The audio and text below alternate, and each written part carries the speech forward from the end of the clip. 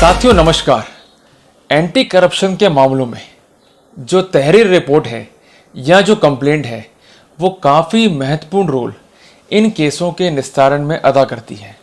अगर तहरीर रिपोर्ट को आपने ढंग से पढ़ लिया और उसका ढंग से पोस्टमार्टम कर लिया तो यकीन मानिएगा 80% केस तो आप वहीं जीत गए। अब आपके माइंड में क्वेश्चन आ रहा होगा कि चार्जशीट का एक छोटा सा पार्ट है तहरीर रिपोर्ट या इनिशियल कंप्लेंट जो कि विक्टिम के द्वारा एंटी करप्शन को दी जाती है, जिसमें ये लिखते हैं कि साहब फला फला आदमी रिश्वत मांग रहा है, मैं रिश्वत देना नहीं चाहता हूं। वो 80% मुकदमा जीतने में हमारी मदद कैसे कर सकती है। साथियों एक कहावत चली आ रही है कि डूबते को तिनके का सहारा। साथियों जो तहरीर रिपोर्ट है या जो कंप्लेंट है ये इनिशियल फर्स्ट डॉक्यूमेंट है जो आपके खिलाफ एंटी करप्शन ब्यूरो को दिया जा रहा है बाय द विक्टिम। ये डॉक्यूमेंट जो है ये बटा होता है 6 हिस्सों के अंदर। सबसे पहला हिस्सा जहां पर अधिकारी जिसको वो रिपोर्ट दी जा रही है उसका नाम अंकित होता है। यहां पर ये बात इसलिए काफी इंपॉर्टेंट हो जाती है कि जिस अधिकारी को दिया जाता है कई बार वो अधिकारी ही ऑन ड्यूटी नहीं होता है। ये कैसे मालूम पड़ेगा आपको? ये मालूम पड़ेगा रोजनामचे से। तो जिस भी अधिकारी को या जिस भी व्यक्ति को या जिस भी कंसर्न ऑफिसर को वो रिपोर्ट उसके पद नाम से दी जा रही है वो मौजूद है या नहीं है, इस बात को जो है वेरीफाई करें। तो एक बड़ा पॉइंट जो है आपके हाथ लग गया। दूसरी बात उसका सब्जेक्ट क्या रहता है कि रिश्वत देते रंगे हाथों पकड़वाने हेतु। अब यहां पर एक इंपॉर्टेंट बात निकल के आ रही है ब्राइब। अब यहां ब्राइब के जो है 2 पार्ट हैं। एक तो है आपका मेंसरिया कि आपकी बुरी भावना है, आपकी दुर्भावना है, और दूसरा है आपका पेंडेंसी ऑफ वर्क। कई कानून बने सुप्रीम कोर्ट के, डिफरेंट हाई कोर्ट्स के, कि पेंडेंसी ऑफ वर्क जो है एक इंपॉर्टेंट क्राइटेरिया है एंटी करप्शन में प्रोसिक्यूशन का।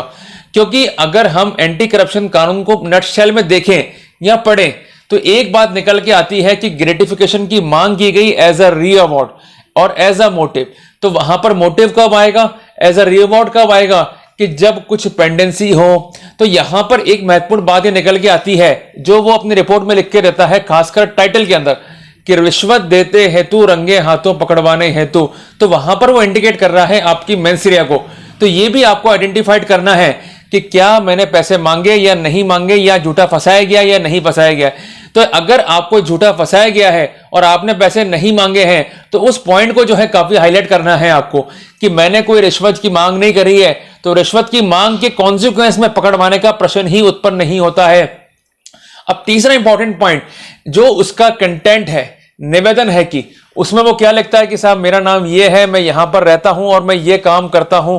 इस पार्ट को भी जो है आइडेंटिफाइड करना है क्योंकि विक्टिम जो अपना आइडेंटिफिकेशन, जो अपना सोर्स बता रहा है एंटी करप्शन को, और अल्टीमेटली वो डॉक्यूमेंट जो है कोर्ट में आ जाएगा तो वास्तव में वो काम कर रहा था या नहीं कर रहा था, वो उस पद पे था या नहीं था, ये भी जो है आपको देखना है, आइडेंटिफाइड करना है। और इसके लिए नेसेसरी कॉरेस्पॉन्डेंस भी जो है एंटी करप्शन से करने हैं, जस्ट टू फाइंड आउट कि एंटी करप्शन ने इनिशियली ऐसा क्या वेरिफिकेशन करा जिसके आधार पर यह माना कि वास्तव में जो काम विक्टिम अक्यूज के पास लेके जा रहा था वो काम वास्तव में जो है पेंडिंग था या नहीं था।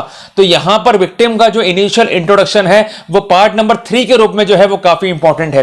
पार्ट नंबर 4 में साथियों क्या आएगा कि बार बार मैं जा रहा हूं, चक्कर कटा रहा है, काम नहीं कर रहा है। तो ये पेंडेंसी ऑफ वर्क पे जो है इंडिकेट कर रहा है। कई बार क्या होता है कि काम हो चुका होता है पर हमें फंसाने की नीयत से इस फैक्ट को जो है झूठा लिखा जाता है। अगर पेंडेंसी ऑफ वर्क नहीं है तो वहां पर जो डॉक्यूमेंट है वो आरटीआई के तहत लेकर जो है आप कोर्ट में जो है प्रोड्यूस करें और कोर्ट को ये कन्विंस करें कि तहरीर रिपोर्ट का ये जो हिस्सा है ये झूठा है। और कानून ये कहता है कि अगर कोई व्यक्ति झूठ कह रहा है और झूठ मटेरियल है तो वहां पर उसकी बात पर जो है विश्वास नहीं कर सकते हैं। तो यहां पर आपने जैसे ही इसके हिस्से बांटना शुरू करे आपको सफलता मिलना जो है शुरू हो गई।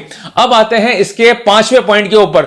यह बात जरूर लिखी जाएगी कि मेरा इससे पैसों के लेकर लेन देन का मामला नहीं है, मेरा इससे कोई दुश्मनी नहीं है। तो यदि कोई आपकी दुश्मनी रही हो, कोई आपने कार्रवाई करी हो इसके खिलाफ, इसके घर वालों के खिलाफ, और उससे ये व्यथित हो तो वो भी डॉक्यूमेंट जो है आप इकट्ठा करके रखें तो वहां पर आपको जो है फायदा मिलेगा।